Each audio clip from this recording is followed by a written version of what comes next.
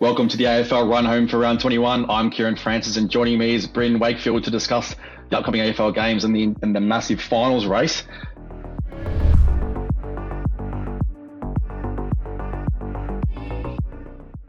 Bryn, before we start talking about the finals race, though, we've got to talk about Lance Franklin. He retired during the week. Another player's retired too, but we'll talk about Buddy first. I mean, how do you feel about Buddy and his career, and what does it mean to you, the fact that he's retired?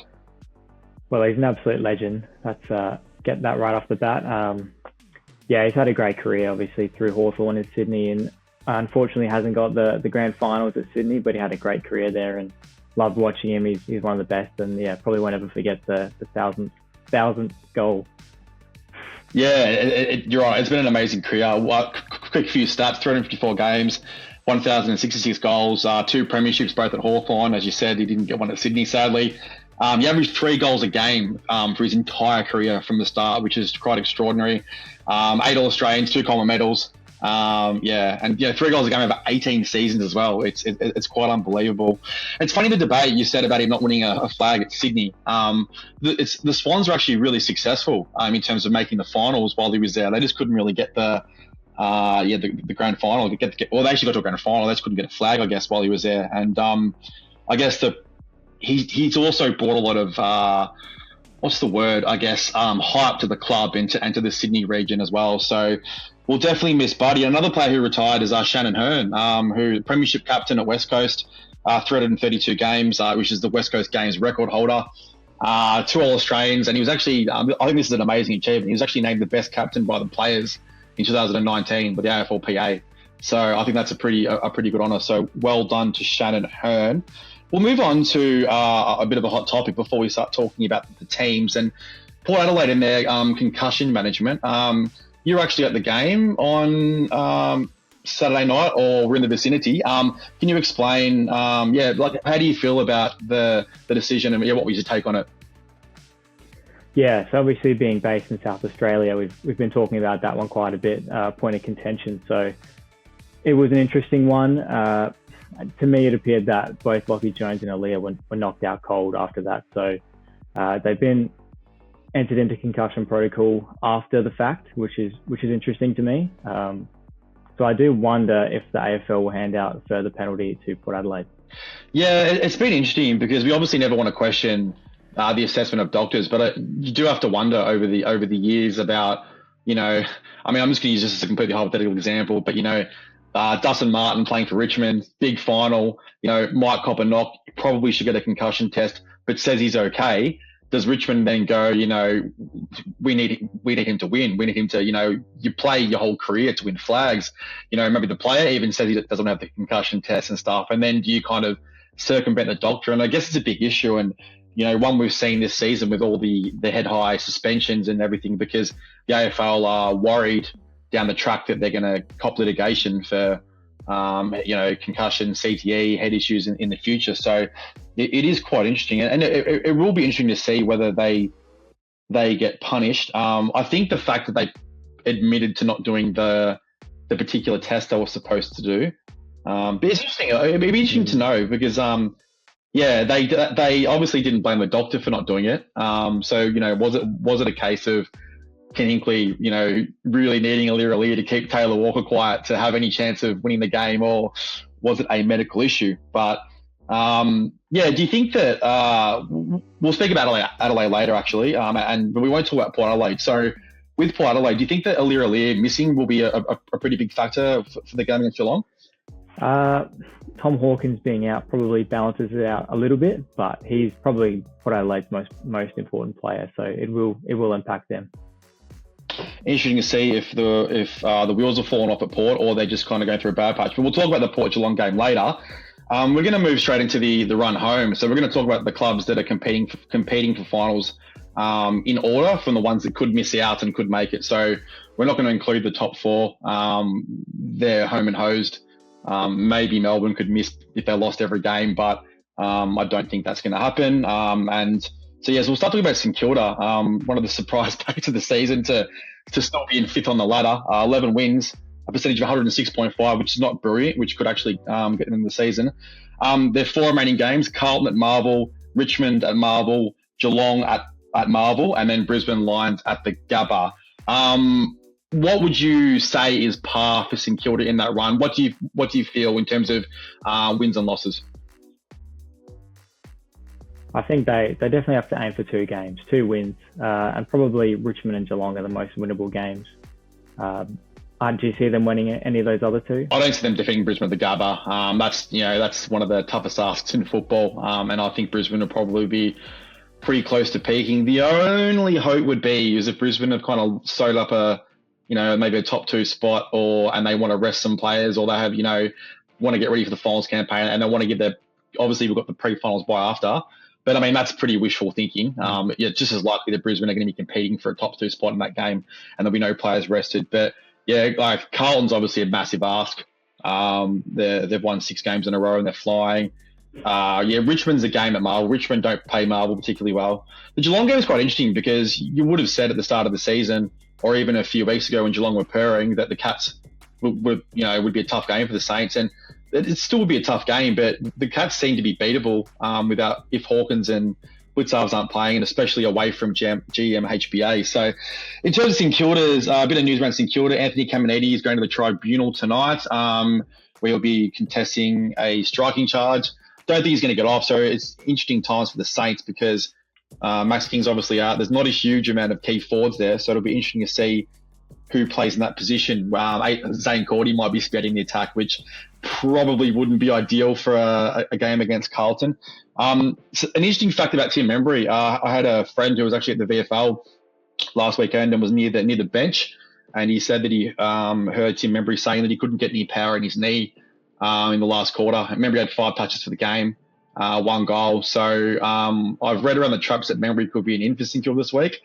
I don't think he's going to be based on that. So interesting times for the Saints. It's been a pretty good season to still be in 5th, despite some of the they've had some pretty poor games recently. GWS, we've got they're currently in 6th on 11 wins, the same amount of wins as St Kilda, but with a slightly worse percentage, 102.4. Their games to come is Sydney at Giant Stadium, which is going to be an absolute cracker. We'll talk about that in a second. Port Adelaide at Adelaide Oval, Essendon at Giant Stadium, and Carlton at Marvel Stadium. How do you see this run home panning out? They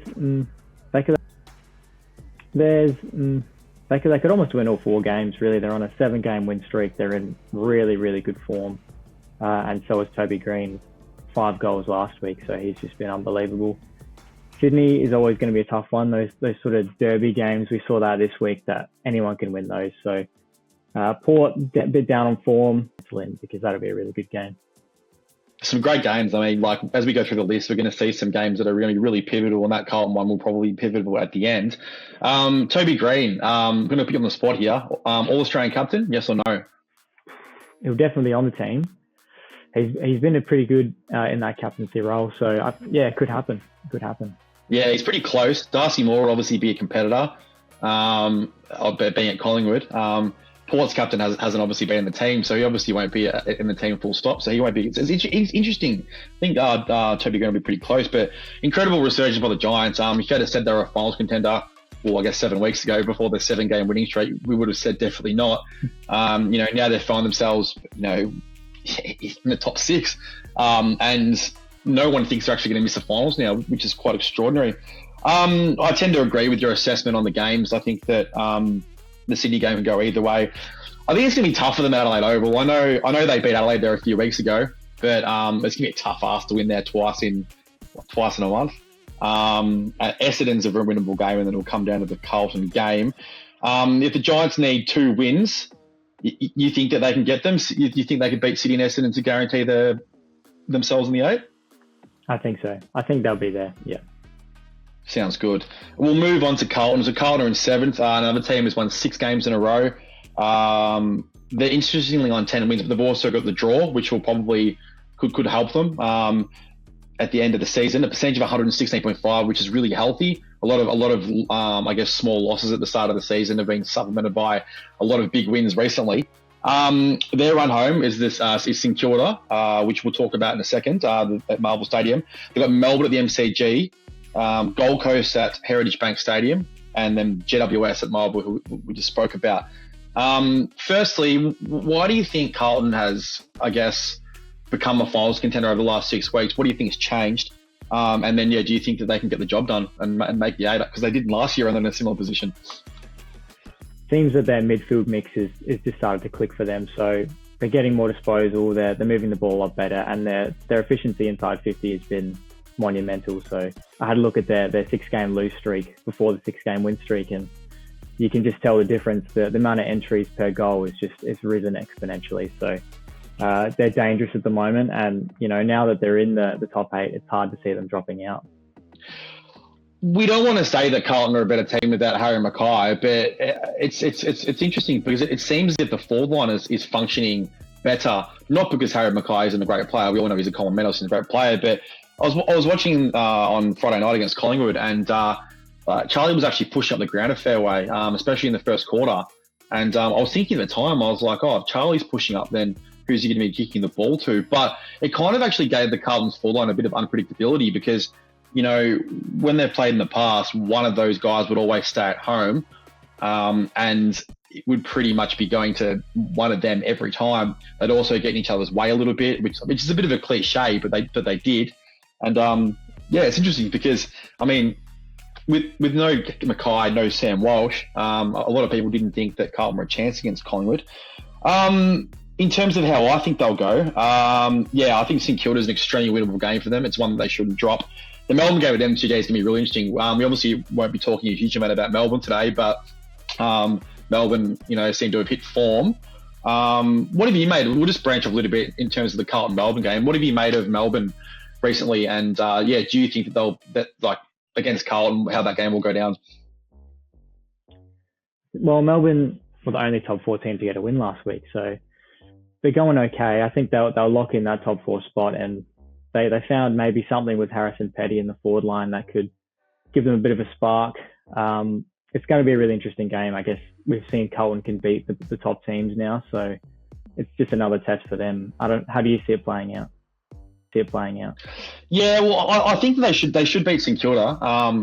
And I think the Melbourne game's pretty 50-50. If Melbourne plays well as they did in the last, half quarter against Richmond last week, then Melbourne will be pretty tough to beat. They seem to be maybe hitting their straps at the right time of year. The Gold Coast game is interesting because, before Stuart Dew got sacked, we would have said that was an easy Carlton win. And I'm pretty sure Carlton actually beat Gold Coast by about 50 points to start their winning run about 6 weeks ago. So, but the Gold Coast are freewheeling, nothing to lose, going through the corridor, taking the game on.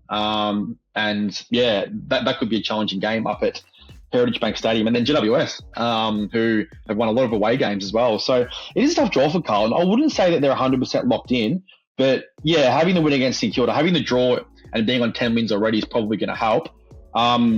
You'd think that you could pencil in the St Kilda and Gold Coast games, and then it's going to come down to whether they can beat Melbourne and GWS.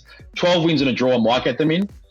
13 will definitely get them in. So the one worry for Carlton, though, is Adam Chera, who has been in amazing form recently, is done for 3 weeks with a hamstring injury. And you're obviously speaking about how good Carlton's midfield's been recently.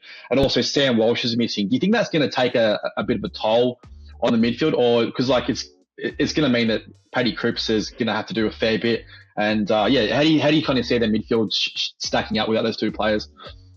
I think the good thing is that Patrick Cripps has found a bit of form at this late stage of the season, so that helps. But I think they'll need Chera, definitely. And Walsh has, probably not had his best year, but he's still got that quality. So they'll want to get them back. They might make finals, but if they want to get further than that, they'll need those players in. Interestingly, Carlton are 5th favourite for the flag, which is pretty amazing considering the fact that no one thought they were going to make the finals at all 6 weeks ago. So well done to Carlton on their rise. We'll head down to 8th, the Western Bulldogs. 10 wins, they don't have a draw, 105.7% each. Their run home is Richmond at Marvel Stadium, Hawthorn in Tasmania, West Coast at Marvel Stadium, and then they finish off with Geelong down in Geelong. They're in an interesting situation, the Western Bulldogs. They obviously had the 2-point loss to Sydney a few weeks ago and then the 5-point loss to Geelong. If they had won those games, they would actually be in the top 4 race right now. That just shows you how tight it is. How do you see the Bulldogs situation panning out? Well, they've been a bit of a mainstay in the top 8 throughout the season, so you'd expect them to be there at the end of the season. they've got one of the easiest draws remaining, I think, with Hawthorn and West Coast. So I see them playing finals. And Bontempelli's been in some really great form. How are you seeing his season? Yeah, I mean, Bontempelli is probably the only player that could challenge Nick Daigos for the Brownlow. I mean, it's maybe Lachie Neale possibly as well, but yeah, he's been. I wouldn't say carrying his helmet on his shoulders, but just some of his efforts. And there was a play against Essendon where he made a tackle and then distributed the ball from centre half back, and then he was crumbing the ball, in the 50 metre, and just the work rate, and it was just extraordinary. The amount of players he burned past. He's got to be one of the fittest players in the comp, one of the strongest players in the comp. He's actually, one thing that he's really improved on has been his finishing. His finishing's been excellent this season. Set shots are still a bit dicey, but I mean, his finishing on the snaps has been quite brilliant. He's also kicked goals from outside 52. So, I feel a similar way about the Bulldogs. I think Richmond's a pretty winnable game as well as the Hawthorn and West Coast games for them. So, for their sake, they'd want to win 3 games in a row and hopefully have the finals berth sewed up before they get down to Geelong, which is, we'll talk about Geelong next. Maybe that Geelong trip's not as scary as it once was. But the Dogs, do you think that there's a lot of Bulldogs fans that are unhappy with Luke Beveridge at the moment, which I find interesting because he's obviously coached the team to a flag and a grand final. But then on the flip side, they've never made the top 4 under Beveridge, and they're obviously having their struggles this season with a list that's maybe perceived to be doing not as well. What's your take on the Bulldogs, and where do you kind of feel they should be? And is there any problems you can kind of pick out and why they're not possibly competing for the top 4 at the moment?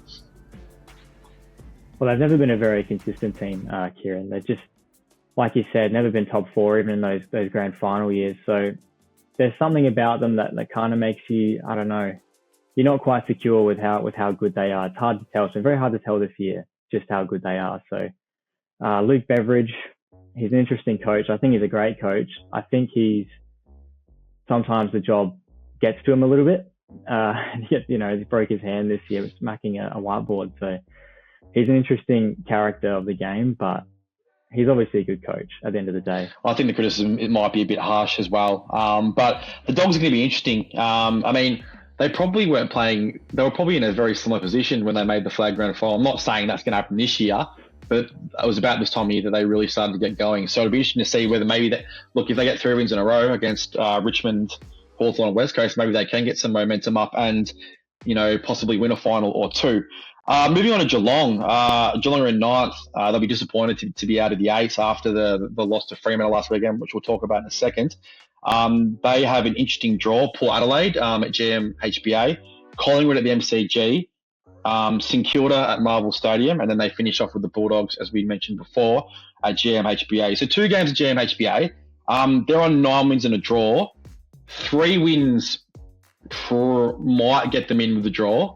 I think I have them getting in with 3 wins but 4 wins is the only way to guarantee finals. Do you think the Cats will make finals? Well, I would have had them coming 5th before the Fremantle loss. So they've made it hard on themselves now. I think they're probably going to be the other team that gets in. So they've got the quality. They're going to struggle without Blitzards and Hawkins for a little bit, and the draw is not easy either. But I think they could beat Port Adelaide. So 3 wins. Yeah, it would be an interesting game. Port Adelaide obviously pretty wounded after the game. We talked about the fact that Aliir is going to be out, Hawkins and Blitzards will be out on the flip side. It was the Geelong. I watched a fair bit of the Geelong defeat to Fremantle. It was interesting because Freo were just playing for pride, really, and they had nothing to lose. And Geelong kind of were leading, had them at arm's length for most of the day, but just couldn't really finish them off. And Freo just had nothing to lose last quarter, took the game on and won effectively. And Hawkins going off. They say that it's not serious, but the fact is that Geelong really needed to win that game.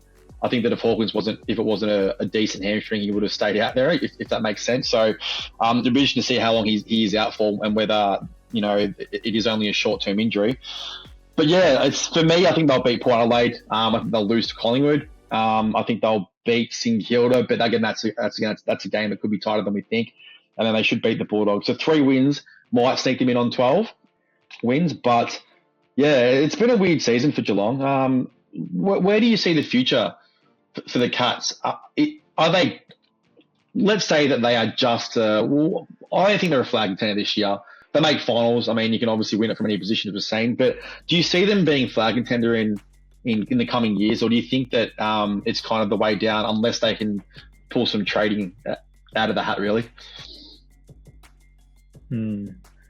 Well, obviously they're having a look at Bailey Smith. They've got a few young midfielders, Tanner Bryn and Max Holmes, that are looking pretty good. They're very fast as well, so add a bit of speed to that side. But overall, yeah, I think probably we're seeing the start of the decline for Geelong. And one thing I want to say, that I reckon we'll see a bit of a surprise. Maybe Radaglia or Radaglia playing forward this week, I think, because he's not on the team as a defender at the moment. So I think that, we could see a Jack Henry or even Sam De Koning, possibly something out of the hat over the next 4 weeks with Geelong trying to, because they don't really have any other tall forwards. Moving on to Sydney, in 10th position, another team with 9 wins and a draw, percentage of 111, which is very boosted by that incredibly massive West Coast win.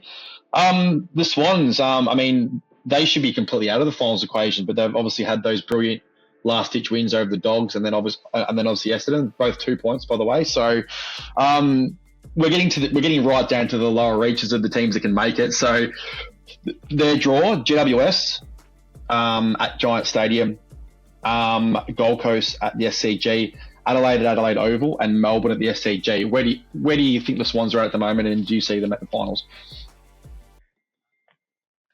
I think it's a harder draw than it seems like on paper. I think they'll have trouble against GWS and probably Adelaide and Adelaide. So I don't see the Swans making it through, but if they can scrounge a few more wins, then I tend to agree with you. I think that if they can beat GWS this weekend and stop Little Brother's winning streak, well then maybe they can, they can dream. But it'll be interesting to see whether we're discussing the City this time next week, because if they lose, then they'll be out of the run home, sadly. I just want to talk about Errol Goulden. What an incredible season he's having. He's probably going to be thereabouts top 5, top 10 Brownlow. Definitely win the Swans BNF. What have you made of Errol Goulden's season and his rise from being a decent utility winger flanker to being one of the elite midfielders in the comp? Well, there's a lot of talk about Chad Warner at the start of the season, what he could be, and Errol's probably gone past him a little bit this season.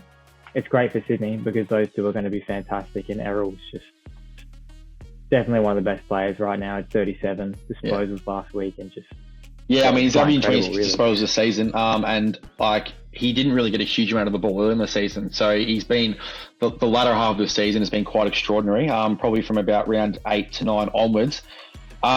He is second in the comp for inside 50s, but he's also 19th in the league for tackles. So he's delivering the ball inside 50. He's chasing and tackling as well. He's also 12th for clangers, but that's because the Swans use him as their player to bite off the kick. But it's pretty exciting times for Sydney because they've got Warner's a similar type of player. Takes his 15 metres and delivers the ball well and kicks the ball along, and they've got players to bite off kicks. So well done to Errol Goulden because He looked like he was going to be a solid AFL player, but he's really taking his game to the next level, and he's become one of the best players in the league. Move on to Richmond in 11th. Again, another team on a draw, 9 wins and 1 draw. Percentage of 97.9, which could hurt them, especially if they get 3 wins, because it's a possibility that 12 wins and draw will get you in, but the percentage might be a bit dicey against the other teams with 12 wins and 1 draw. They have Western Bulldogs at Marvel Stadium, St Kilda at Marvel Stadium, North Melbourne at the MCG, and Port Adelaide at Adelaide Oval. They're another team that has had a lot of close wins this season. They just got over the Hawthorn, 6 goals down last quarter. Gutsy win against Sydney. Gutsy win in Cochin's 300th against St Kilda, and then also GWS around about when McCross took over. So they're another one that's in contention, pretty much on the basis of some tight results. Do you give them any chance? Could be tough. So they might need to be sort of perfect. Do you see them beating the Bulldogs? Do you see them beating the Bulldogs in Kilda and Northo?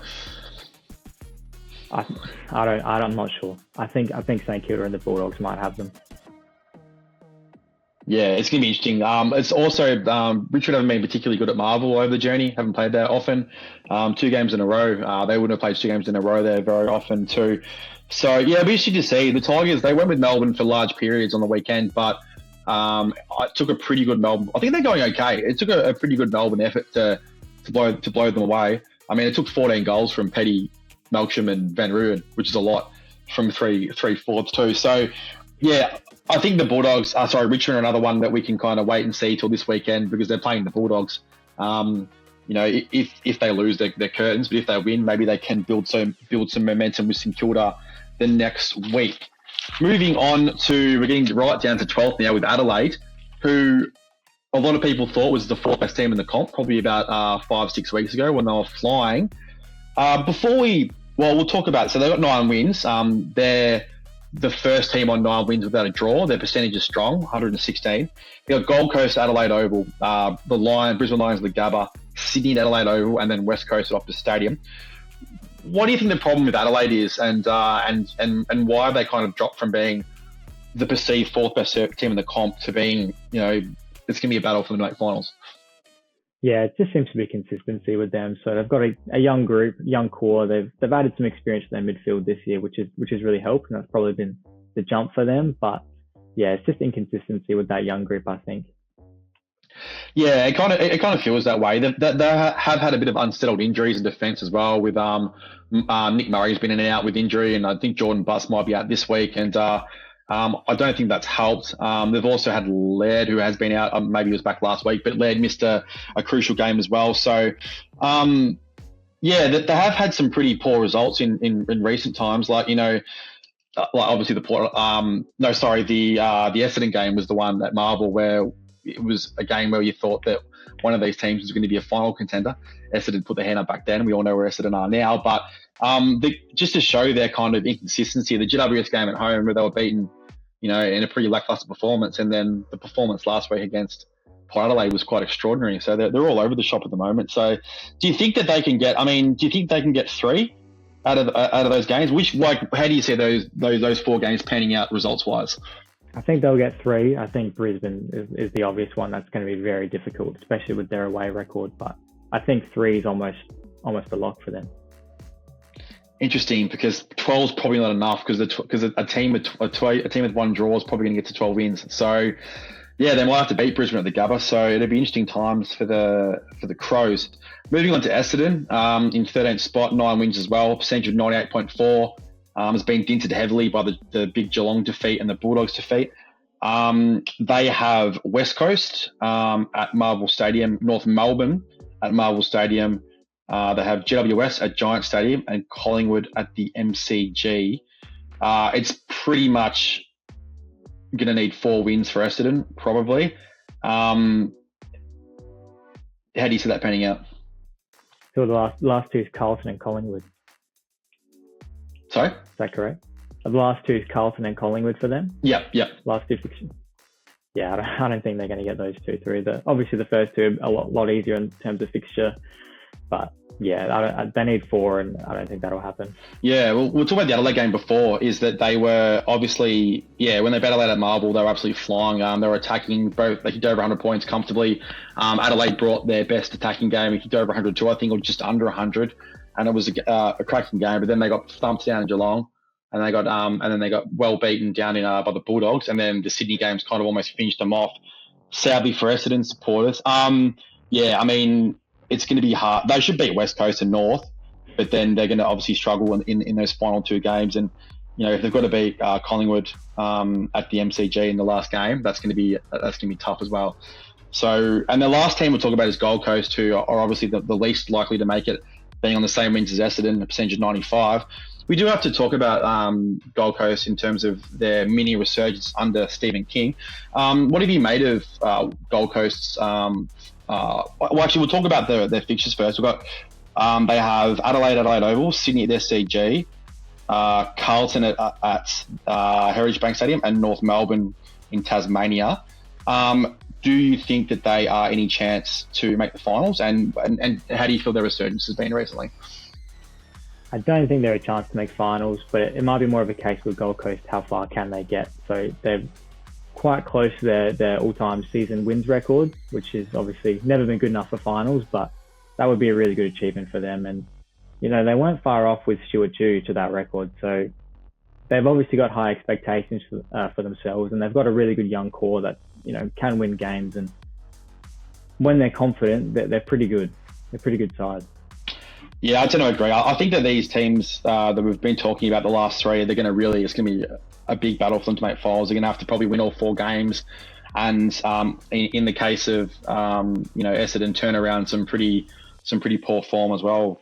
Gold Coast are up and about, but you'd think Adelaide Oval might curtail their finals charge this weekend. And then, I mean, they've got Adelaide, and Sydney the next 2 weeks, 2 away games. It's not a very kind draw, and they've also finished in Tassie, so they've got 3 games in a state as well, with Carlton at home, and the Carlton game at home for Gold Coast is not an easy game, as we know. So that's the run home so far. It's going to be an interesting round of football, and yeah, we've talked about who we think will make it, who we think will not make it. We'll be back next week. I'm Kieran Francis. This is Bryn, Wakefield, and we'll be back next week to chat about round 22 and all the permutations.